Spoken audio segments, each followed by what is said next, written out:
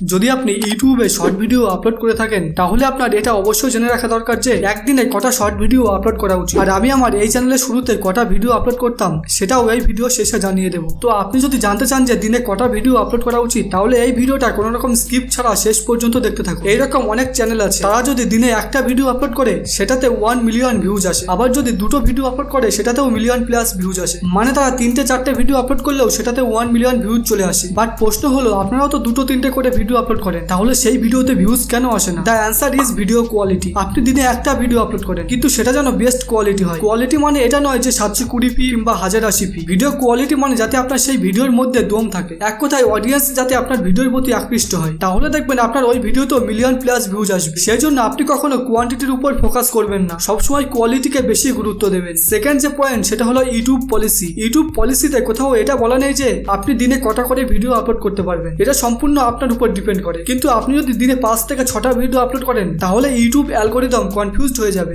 যে আপনার কোন ভিডিওটা বুস্ট করতে হবে। সেই জন্য একদিনে ম্যাক্সিমাম 3টে শর্ট ভিডিওর বেশি আপলোড করবেন। এছাড়া আপনি এটা করতে পারেন, সাপোজ আপনি আমার মতো স্টোরি ফ্যাক্ট ভিডিও আপলোড করেন, তাহলে আপনার মতো সেম ক্যাটাগরির চ্যানেল খুঁজে নেবেন, দেন তার রিসেন্ট শর্ট ভিডিওতে ক্লিক করে ডেসক্রিপশনে আসবে, তাহলে দেখবেন এখানে ভিডিও আপলোড ডেট দেওয়া আছে। এরপর নেক্সট ভিডিওতে ক্লিক করে দেখবেন ডেট কত আছে। এইভাবে আপনি আইডিয়া করতে পারবেন যে সেই ক্রিয়েটর একদিনে কটা ভিডিও আপলোড করে। এবার যদি আমার কথা বলেন তাহলে আমি শুরুতে আমার চ্যানেলে 3টে করে ভিডিও আপলোড করতাম। তার টাইমিং হলো সকাল 8টা, দুপুর 1টা আর রাত 8টা। আপনিও এই টাইমিং ফলো করে দেখতে পারেন। আই হোপ ভিডিওটা আপনাদের ভালো লেগেছে। তো দেখা হচ্ছে নেক্সট কোনো ভিডিওতে। Thank you.